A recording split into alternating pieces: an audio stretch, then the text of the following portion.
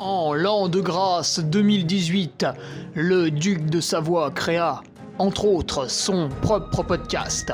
Celui-là même. Depuis, il perdure, traversant le temps comme une épée à deux mains traverse les côtes d'un pourceau.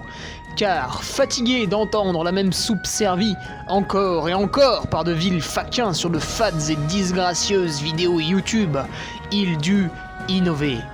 Proposant sa parole, parfois grossière, parfois téméraire quelque peu, incisive mais toujours issue d'un vécu, le duc, sur un format plus ou moins long que lui seul décide, en tant que monarque, traite dans son infinie bonté d'une questionnette qui te taraude. Car il est comme ça, notre duc, humaniste, amoureux du vivant, la main sur le cœur, il veille sur son duché. Puisses-tu, ici, passer un bon moment assis en tailleur au coin du feu ou cavalant sur ton fidèle destrier vers de nouvelles aventures. Pose donc cette hallebarde, débarrasse-toi de ton home et nettoie les taches de sang de ce visiteur qui, troublant ta quiétude, s'est vu embrasser le mur afin de savourer pleinement la divine parole. Paix sur terre, mon ami, et allons-y!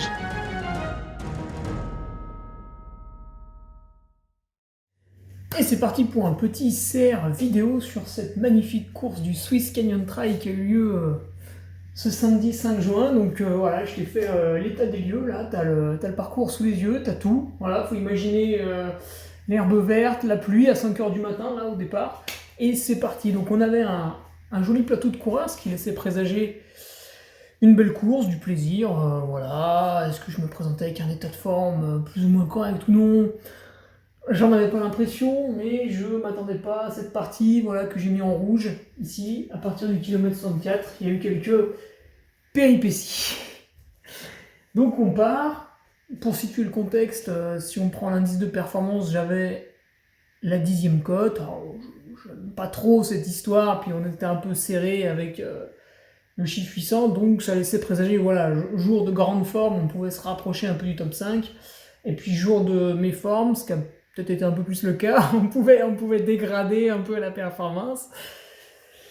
Et donc ici, voilà, à Couvet, en Suisse, au Val de Travers, il est 5h du mat, et d'un coup l'orage éclate. Alors le bel orage, faut imaginer l'ambiance jurassienne, tout ce qui fait le côté vert, tu vois, le côté prairie, voilà.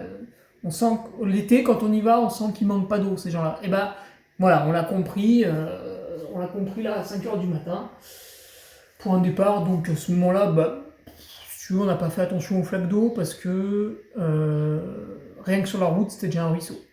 Donc c'était foutu. Le groupe part. On a 2 bornes, voilà, qui ont été avalées à 15 km/h de moyenne. Donc c'est relativement lent, puisque sur un 100 miles, quand c'est plat, on part plutôt à 16. Voilà, donc c'était cool, on est parti, voilà, pépère, tranquille. La petite montée, pareil, il n'y avait rien à redire. La descente également n'était pas très dure. Et ensuite, encore quelques bonnes bornes de plat avant d'arriver au ravitaillement du kilomètre 12. Voilà, il est ici, là, kilomètre 12. Kilomètre 12, on a fait du 12 de moyenne, on a mis un peu moins d'1 heure. Pas vraiment des plus, pas de chemin foireux. On est arrivé à un groupe de 16 ou 17 coureurs. Donc en fait, pour le moment, je m'étais dit, chouette, c'est pas parti exagérément vite. Je suis dans le groupe de tête sans avoir à forcer spécialement. Il reste du chemin, la pluie s'était un peu arrêtée. Tout allait bien. Si tu veux, moi je suis arrivé à ce ravitaillement, c'était un bonheur, c'était un plaisir. Je me disais, voilà, il reste une centaine de bornes, la course se lance gentiment, voilà, le groupe de 15-20 coureurs est là, c'est parti quoi. Et ensuite tu as cette première grosse montée, où tu vas passer de 750 à 1400 mètres d'altitude en gros, voilà, c'est la montée à creux du vent, ce qu'ils appellent. Alors pourquoi l'organisateur l'a mis là? C'est très simple à comprendre, c'est parce que tu vas courir en haut d'un canyon, avec une vue plongeante sur la vallée, à côté des falaises, c'est absolument magnifique. Le problème, c'est que nous, il y avait le brouillard, il y avait une fine brume et du vent. Donc on a mis la veste, moi j'ai mis la casquette, on a baissé la tête et on est parti le plus vite possible de cet endroit abominable. Ensuite, la descente, alors, j'ai très mal dessiné parce que je suis nul en dessin, mais ça m'empêche pas d'en faire quand même. Hein. La descente est quand même plutôt plate. C'est extrêmement long hein, pour arriver ici au kilomètre 30, ce qui constituait déjà le 3e ravitaillement. Et on y arrivait assez vite. Je crois qu'on y arrivait en 12h30 et quelques, donc 12 de moyenne, toujours 12 de moyenne malgré la bosse. Mais encore une fois, la descente était vraiment très roulante, hein, celle-là, voilà. J'ai mal dessiné, très roulante. Le groupe s'est reformé parce que j'ai choisi de laisser un peu de lest dans la première montée, tu vois, j'étais vraiment à l'aise, donc j'ai laissé un peu, je devais avoir 2 minutes de retard, tu vois, au sommet, que j'ai gentiment rattrapé dans la descente. Mais toujours, voilà, une gestion parfaite, tout allait bien, je rattrape le groupe dans la descente sans non plus faire le fou, tu vois, le fifou, comme on dit. Et du coup, arrivé au ravitaillement numéro 3, quand même, je n'allais pas dire que j'étais sûr de moi, mais j'étais très content du déroulement des opérations. Et c'est là que ça a commencé à un peu changer de ton. C'est-à-dire que à ce ravitaillement, j'ai pris un peu mon temps, j'ai bu un peu, etc. Voilà. Je suis reparti plus ou moins à la queue du groupe, tu vois, 11-12e. Et dans la montée, j'ai rattrapé personne. Voilà. Pourtant, j'ai tout fait en courant. Donc la montée dure à peu près 10 bornes pour arriver en haut de ce qu'ils appellent Chasseron, qui est là au kilomètre 40. Encore une fois, magnifique, hein, une ambiance exceptionnelle avec le brouillard. Donc on voyait que dalle. Et en fait, Chasseron, ce qu'il faut savoir, c'est que plus loin sur le parcours, donc c'est ici, et au kilomètre 70, 30 bornes plus tard, là, tu repasses quasiment au même endroit. Là, il faisait beau, j'ai absolument pas reconnu. Donc ici, en haut du sommet, j'avais 5 minutes sur la tête. Ce qui veut dire que dans la montée de 10 bornes, j'avais perdu 5 minutes. J'étais pas déçu, j'étais plutôt content, parce qu'encore une fois, j'étais monté un peu en gestion, comme sur la première grosse montée, c'est-à-dire en courant un petit peu, mais sans faire trop monter le cardio, sans relancer comme un gros cochon, voilà. Gestion, vraiment, là, si on voulait faire un parallèle avec la bourse, hein, parce que je me suis amusé à faire un petit graphique, gestion bon père de famille. Voilà. Hein, là, c'est l'action Air Liquide qui fait que monter gentiment, voilà. Du coup, une fois au sommet, sachant que j'avais 5 minutes de retard, je me suis dit, bah, pas d'affolement, on va, comme tout à l'heure, gommer un peu d'écart dans la descente. Et c'est là que ça s'est mal passé. Puisque dans la descente, en fait, quand je suis arrivé en bas, j'avais à nouveau perdu 5 minutes. Alors j'ai trouvé ça anormal, kilomètre 47, là on est du côté de Villebeu, et j'étais un peu déçu. Je vous cache pas qu'à ce moment-là, j'ai commencé à bouder, à faire un peu la tête. C'est vrai, il faut l'avouer. Parce que j'estimais être descendu quand même relativement vite, sans prise de risque, hein, parce que si tu veux, là, il reste encore 80 bornes. 70 bornes, pardon. Donc sans prise de risque, mais quand même avec un engagement conséquent, tu vois. Et je perds du temps. Alors je me suis un petit peu remobilisé. Je me suis dit, écoute, c'est devant, hein, ils font n'importe quoi. C'est leur faute. Et c'est vrai. C'est vrai qu'en fait, si tu veux, dans cette montée-là, ils avaient attaqué un peu les hostilités, tu vois. Le groupe ne pouvait plus rester un groupe, et il a fallu un peu passer l'attaque, il a fallu un peu prendre les devants. Donc c'est Jean-Philippe Tchoumi qui finira 3ème, qui a allumé le pétard, comme on dit. Attention à ne pas confondre avec les milieux hippies, où là on allume de vrais... Non, il a allumé le pétard, c'est-à-dire qu'il a accéléré, tu vois. Et donc le groupe s'est disloqué, et si tu veux, dans la descente, tout le monde a eu la même idée, c'est-à-dire rattraper le mec de devant en ayant une attitude extrême. Et ça a plus ou moins marché, après ici, tu vois, ça a encore plus ou moins sauté, et moi j'étais très concentré, donc arrivé dans la grosse montée de la course, c'est-à-dire qu'au sommet, t'as fait 3000 mètres de dénive, quasiment les 3/4, puisqu'à la fin j'aurais... Ah non, il y a 5000. Disons les 2/3. Kilomètre 57, tu as fait les 2/3, c'est Aiguille de Beaune. Alors là, encore une fois, on te promet, on te fait miroiter monts et merveilles avec quelque chose de magnifique. Écoute, malheureusement, le soleil n'était pas tout à fait levé, enfin, les nuages n'étaient pas tout à fait dissipés quand je suis passé, donc, voilà, j'ai envie de dire, walou, j'ai avec mes jambes pour pleurer. J'ai effectué toute cette montée, là, quand même, hein, encore une fois, hein, au mini-trot, c'est-à-dire, voilà, même quand c'était raide, ça courait, l'aisance musculaire était là, et la récompense n'est absolument pas présente, puisque, arrivé au sommet, je n'avais rattrapé personne. Donc, deuxième petite déception, vois-tu, tu t'impliques. Bon, après, j'avais aucune connaissance de l'écart. Et l'écart, je l'ai appris après cette portion de plat là. Tu vois, cette portion de plat là qui fait quand même bien 6-8 bornes, là, hein, atroce, hein, bien sûr. Je l'ai appris ici, l'écart, au col des Étroits, au kilomètre 64. Et là, ça m'a interpellé, puisque, hormis une personne qui était pas très loin, le reste de la meute était à minimum un quart d'heure. Et là, j'ai été choqué. J'estimais que ma performance était correcte jusque-là, avec du 10,5 ou du 11 de moyenne pour l'instant. Et apprendre que j'étais un peu le dernier de ce groupe de favoris, et qu'en plus j'en étais très loin, et que probablement je n'allais jamais rentrer, je t'avoue que ça m'a mis un coup. Ça m'a mis un coup, d'autant plus que quand même, il faut l'avouer, sur cette partie plate là, qui est ici, après la descente des aiguilles de Beaune, j'avais senti une certaine réticence de mon corps à courir correctement. J'étais un peu reparti dans l'optique de l'échappée belle, tu vois, où d'un coup, t'as foulé au lieu de... Tu vois l'antilope. Bon. Tu vois un poney. C'est pas pareil, déjà. Alors, imagine un poney obèse. Ben, c'est encore plus lent. Et c'était un peu ça. C'était raccourci, voilà, on sentait qu'il commençait à y avoir un petit peu d'épaule pour y aller. C'était assez mauvais, c'était pas fou. Ça ne laissait pas présager un finish... Voilà, là, j'étais pas au col des Étroits en train de sabrer le champagne, de me dire ça va finir à 15 de moyenne sur les plats et c'est gagné. Je le voyais plutôt mal. Nouvelle péripétie, c'est-à-dire que j'aborde cette difficulté, donc la remontée encore à Chasseron, avec cette fois-ci, je t'avoue que j'ai pratiqué la marche. Voilà. Bon, c'était raide, mais pas plus qu'avant. Mais par contre, ouais, c'est vrai que là, pour remonter à Chasseron, ouais, grosse section marche. Donc évidemment, je n'ai rattrapé personne, hein, comme tu t'en doutes. Et en plus de ça, voilà, la motivation était vraiment tombée. Pareil, une fois que j'ai descendu le Chasseron, là, malheureusement, le constat fait avant sur le plat était toujours le même, hein, c'est-à-dire que le corps voulait pas, il était anormalement meurtri. Là, on est au kilomètre en bas, donc tu as le ravitaillement au kilomètre 74. Moi, j'avais l'impression d'être au 120, 130. Ça n'allait pas, tu vois.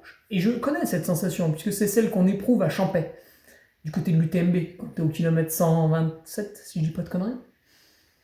Cette sensation, tu vois ton bassin, tu as l'impression qu'il est dans une piscine de terre glaise, tu vois, donc ça bouge plus. Voilà, les jambes, tu vois, dès que ça tombe un peu en descente, les pieds se lèvent plus trop, etc. Il y avait une fatigue anormale. Alors, à quoi c'est dû? Je ne sais pas. C'est vrai que j'ai attrapé la dernière maladie à la mode il y a peu, mais tout de même, l'explication ne peut pas que reposer là-dessus. Ce serait beaucoup trop facile. Et donc, démarre à ce moment-là le long chemin de croix. Voilà, donc là, il faut que tu imagines Jésus, bien sûr, avec la croix en bois sur le dos qui va traîner, et derrière, voilà, un Carthaginois en train de lui mettre des coups de fouet, voilà, avec des bagues en or, obèse, bien sûr, qui le drive pour que Jésus avance péniblement. Voilà. Et à ce moment-là, il y avait encore une certaine volonté, mais légère, de trottiner sur le plat, qui s'est amenuisée au fil du temps, avec de plus en plus de sections de marche, qui n'étaient même plus de la marche nordique. Là on était vraiment sur... tu vois, souvent c'est les personnes âgées qui font un peu l'effort d'aller à la poste à pied, parce que c'est pas très loin de chez eux. Et voilà, là on était sur le même rythme. Voilà, c'était la même progression. Donc, personne ne me rattrape, ce que je trouve assez prodigieux. Je devais avoir un peu d'avance. Mais évidemment, je ne rattrape personne. Alors que quand on regarde le classement final, ça a pas mal sauté, voilà, au niveau de... Bon, Sanguy Sherpa, c'est pas son kiff hein, quand il faut courir. Donc lui, si tu veux, il était autorisé à sauter un peu. Mais bon, il finira 5ème. Mais le chrono qu'il pouvait viser ici, il n'était pas du tout le même que celui d'arrivée. 6ème, on n'a pas 0. Pareil. Alors lui, ça doit plutôt être un échec pour lui, puisque ça, c'est quand même une partie qu'il aime bien hein, quand il faut dérouler. Mais bon, voilà, la reprise des compétitions fait que, hop, un peu rétrogradé. Diego qui fait 7ème. Bon, lui aussi, hein, voilà. courir sur le plat, si tu veux, il en rêve pas la nuit non plus. Et après, on avait Arnaud le jeune, on avait... qui c'était le 9e? Ah, ben c'est l'ami Jordi, voilà, l'ami Jordi qui, pareil, je pense pas que ce soit le type le plus rigoureux sur les gammes athlétiques et tout ce qui s'ensuit, hein. Donc, eux ont pas mal ralenti quand même sur la fin de parcours.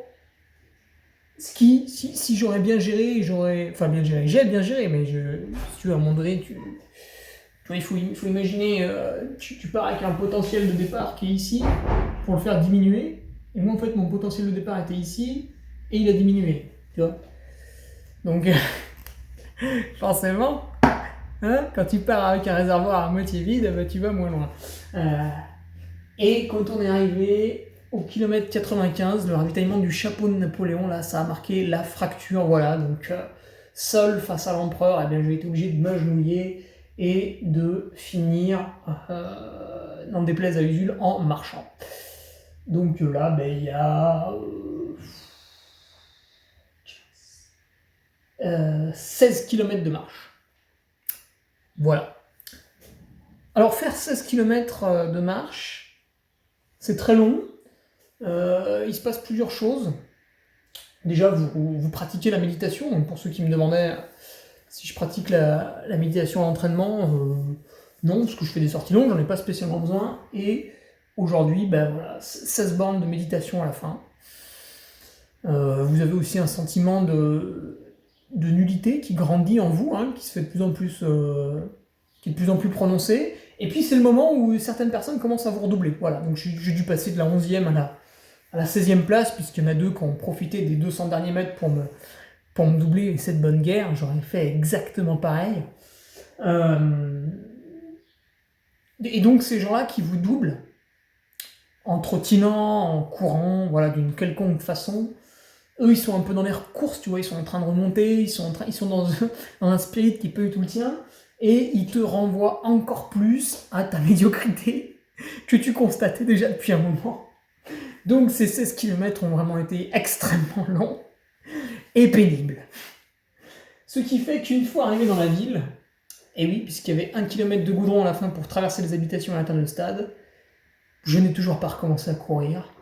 Et là, j'ai eu le droit aux remarques des enfants, tu vois, comble de l'humiliation, qui comprenaient pas pourquoi d'un coup ils voyaient arriver quelqu'un avec un dossard, mais en marchant.